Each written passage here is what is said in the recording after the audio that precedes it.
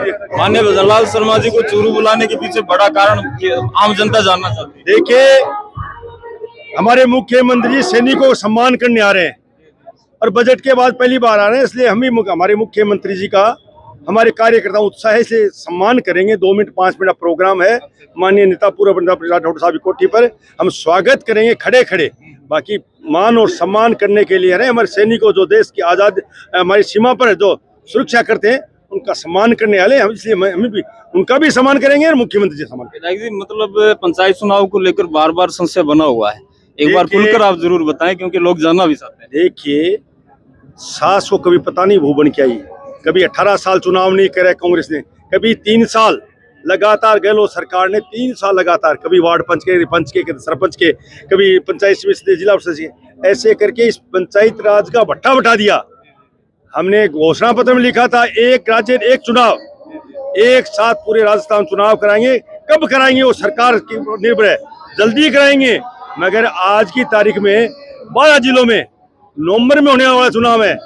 ऐसे supreme court ने निर्देश दिए कि एक साथ चुनाव कराने के, जैसे एक साथ चुनाव। अच्छा, अप्रैल का जो प्लेटफॉर्म जो तैयार किया था 15 अप्रैल से पहले, वो नहीं होगा। 15 अप्रैल के पहले सरकार चुनाव कराना चाहती थी, मगर ओबीसी की रिपोर्ट नहीं है, इसलिए चुनाव नहीं हो पाए आगे। विधानसभा में पानी को लेकर किस प्रकार की आप मंशा है वो रखते हैं, क्योंकि अब गर्मी का माहौल है, आमजन में मतलब व्यथा बनी हुई है। देखिए, पानी की समस्या के समाधान के लिए हमारी सरकार पूरी तरह सजग है। पानी की कोई समस्या नहीं आने देंगे, पीने के लिए चाहे गायों के लिए पानी की पूरा प्रबंध रखेंगे। और जो कभी 70 साल की आजादी के बाद इस कांग्रेस ने इस जिले को पिछड़ा रखा, जब राजा कुछ नहीं किया और यमुना समझौता कह के बार बार वोट लिए, उसके बाद कुछ नहीं किया, पत्थर कई जगह लगा दिए। हमारी सरकार आने के बाद हम यमुना समझौता लागू किए हैं और डीपीआर बनने का काम शुरू है। और आज हमारे मुख्यमंत्री आज हाशियाबाद हेलीकॉप्टर निरीक्षण के फिर शुरू आएंगे। जल्द ही यमुना का पानी आएगा, यहाँ किसानों को पीने का मिलेगा, खेती का मिलेगा। चलिए, बहुत बहुत कैसे आए हो भाई साहब? मैं सिलसिला से आया साहब। सिलसिला हूँ, कार्यकर्ता के रूप में। कार्यकर्ता रूप में किसी को माहौल है भजनलाल जी? बढ़िया माहौल है साहब, बहुत बढ़िया माहौल है। अच्छा, क्या लग रहा है आगे को जी को पंचायत चुनाव का माहौल है? माहौल बढ़िया है, बीजेपी का बनेगा कैंडिडेट सारे सरकार की मंशा के तरीके की लगे? सरकार की मंशा बहुत ही बढ़िया रही है, बीजेपी की तो हमेशा बढ़िया रही है। और तो फिर राठौड़ साहब का तो आठा तो बात ही अलग है। नगर से लोग बाग पहुंचे हैं, कार्यकर्ता है, तारानगर से कार्यकर्ताओं की भीड़ है वो ज्यादा दिख रही है। इस प्रकार का माहौल अब की बार आपको दिख रहा है क्योंकि पंचायत चुनाव नजदीक है। पंचायत चुनाव के अलावा भी हमारे जैसे मुख्यमंत्री आ रहे हैं और साथ में हमारे जो तारानगर के प्रतिनिधि राजेंद्र राठौड़ आ रहे हैं, इसलिए तारानगर का स्वाभाविक है हम लोग ज्यादा आ रहे हैं। तारानगर के जो कार्यकर्ता है उनमें एक उत्साह अलग होता है। राठौड़ साहब के प्रति स्नेह है, प्रेम है उनके प्रति, वो आदर रखते हैं, सबका सम्मान करते हैं, सबके लिए आधी रात को तैयार रहते हैं। अब रात को 12 बजे अगर टेलीफोन करते हैं ना तो तुरंत अटेंड करते हैं, बताओ क्या काम है। उनके प्रति स्नेह है, राठौड़ साहब के प्रति स्नेह है। राकेश जी, माननीय भजनलाल शर्मा जी पहुंच रहे हैं चूरू, बार बार लोगों के अंदर संशय बना हुआ है पंचायत चुनाव को लेकर, एक बार आप साफ करिए क्योंकि आपके ऊपर बहुत ज्यादा विश्वास करते हैं लोग। आज भी आपने अखबार के अंदर देखा होगा कि सरकार कह रही है कि जो ओबीसी आयोग की रिपोर्ट है वो हमें प्राप्त नहीं हुई है, और बिना ओबीसी आयोग के जो वर्गीकरण है वो कैसे किया जाए। अगर बिना रिपोर्ट के आधार पर चुनाव कराने का सुप्रीम कोर्ट कहेगी तो निश्चित तौर पर आने वाले 4-5 दिनों के अंदर ये क्लियर साफ हो जाएगा, पिक्चर साफ हो जाएगी चुनाव बिना आयोग की रिपोर्ट कराने हैं या आयोग की रिपोर्ट के पश्चात कराने हैं।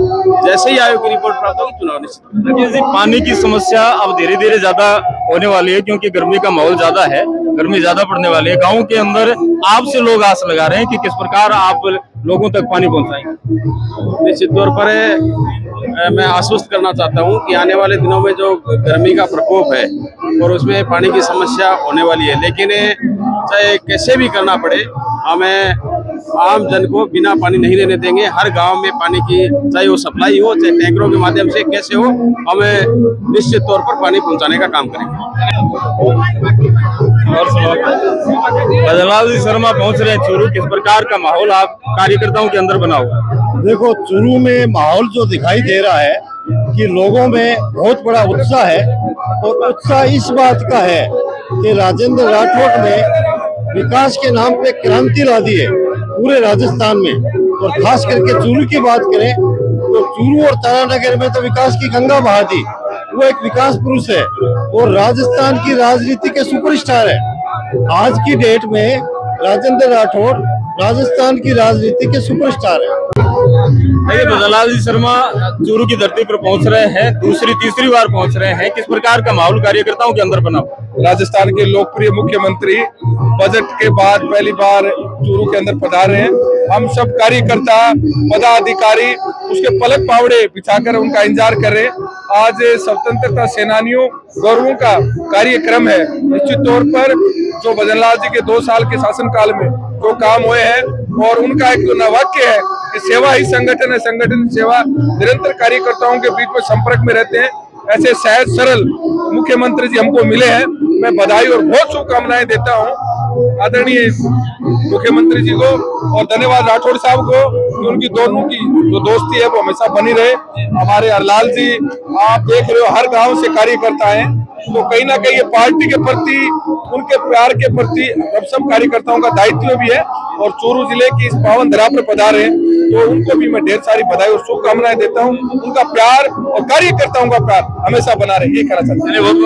तो माननीय मुख्यमंत्री भजनलाल शर्मा चूरू पहुंच रहे हैं। प्रोटोकॉल के अंदर हम यहाँ पहुंचे हैं, रिपोर्ट कर रहे हैं। आम जनता से हम जान रहे हैं किस प्रकार की जो खुशी है माननीय भजनलाल शर्मा के पहुंचने से बनी हुई है आम जन जो कार्यकर्ता है उनके बीच। अजय अंकल जी, अच्छा भजनलाल जी शर्मा पहुंच रहे हैं चूरू, कार्यकर्ता के अंदर के तरीके की खुशी है जी की बन रही? बहुत बड़ी बात है, बड़ी बात है, बहुत खुशी की बात है। भाई भजनलाल सरकार के अंदर के तरीके को काम चूरू के अंदर बढ़िया हो रही है या मतलब नॉर्मल चल रही है? ना बढ़िया है, बढ़िया है, बहुत बढ़िया है। हम तो जुड़े हुए हैं बीजेपी सरकार से 36-37 साल हो गए। बहुत मजा है, ठाट का ठाट है एकदम बड़ा बैंड। भाई बाहर से दोनों बीजेपी है। इनायत खां जोया चूरू से, इनायत खां जोया ये बड़ा भाई है, ये छोटा भाई है रमजान खां जोया, ये रेडी रिटायर है। हाजी साहब का लड़का है, फरीद खां जोया का बेटा, 6 लड़का बीजेपी से जुड़े। लगातार जुड़े रहो। अब कोई इनाम देगा तो मजा और हो जाएगा भजनलाल जी। धन्यवाद। देखिए अभी चुनाव लड़ेंगे। अच्छा, चुनाव लड़ने वाले हैं? लड़ेंगे बीजे छोटा चुनाव पारसा चुनाव लड़ेंगे। ठाट लड़ते हैं हम लोग ठाट से। अच्छा, आपको क्या लगता है कि कब तक चुनाव है वो डिक्लेयर कर देगी सरकार? वो पता नहीं है हमको कब करे सरकार। वो सरकार ढिलाई नहीं लग रहा कि ढिलाई वो मंत्री जी पे, मुख्यमंत्री साहब पे।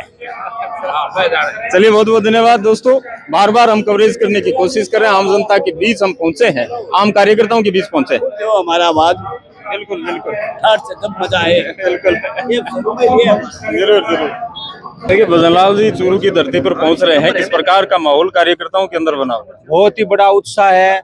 आज मुख्यमंत्री चूरू आ रहे हैं तो हर कार्यकर्ता को उत्साह का दिन है, एक उत्साह के रूप में मना रहे हैं। और बहुत बहुत धन्यवाद, चूरू की धरती पे आ रहे हैं मुख्यमंत्री साहब। कार्यकर्ताओं में पूरा जोश है, पूरा जोश। किस प्रकार का स्वागत आप करने वाले हैं? बहुत ही शानदार डंफों से और राजस्थान की संस्कृति का जो रीति रिवाज से धूमधाम से स्वागत करेंगे। रुकिया साहब, बार बार समस्या बना हुआ है क्योंकि माहौल तो आज अलग है, आप स्वागत कर रहे हैं, लेकिन जो क्वेश्चन आम जनता के बीच चल रहा है वही पूछने की कोशिश कर रहा हूँ। कार्यकर्ता हैं आप, बीजेपी से जुड़े हुए हैं, आम जनता में संशय ये है कि पंचायत चुनाव सरकार कब करवाएगी, क्योंकि बार बार चुनाव टल रहे हैं। 15 अप्रैल माननीय हाईकोर्ट ने, सुप्रीम कोर्ट ने दिया था, जो तारीख दी थी, क्या उस पर होंगे या आगे चुनाव है वो बढ़ेंगे? चुनाव निश्चित आगे बढ़ेंगे। ओबीसी आयोग की रिपोर्ट जो इलेक्शन कमीशन और राज्य सरकार को दोनों को जानी थी, उसकी वजह से ओबीसी का आरक्षण निर्धारित करने में दिक्कत आ रही है। लगभग 405 ग्राम पंचायतों में ओबीसी को शून्य दिखाया गया है, जबकि ऐसी कोई ग्राम पंचायत नहीं है जिसमें ओबीसी वर्ग नहीं रहता हो। तो इसकी वजह से ये एक थोड़ी सी गवर्नमेंट में एक दिक्कत आ रही है ओबीसी आयोग की रिपोर्ट की वजह से। राज्य सरकार अभी सुप्रीम कोर्ट में एफिडेविट डाली है कि निश्चित 15 अप्रैल से पहले हम चुनाव कराने में स्थिति में नहीं है, क्योंकि ओबीसी आयोग की रिपोर्ट नहीं आई है। तो ओबीसी आयोग की रिपोर्ट जैसे ही आएगी उसके बाद में चुनाव की तिथि निर्धारण की जाएगी। तो इसलिए मुझे लगता नहीं कि अभी 14 अप्रैल से पहले चुनाव होगी। चलिए बहुत बहुत धन्यवाद। धन्यवाद।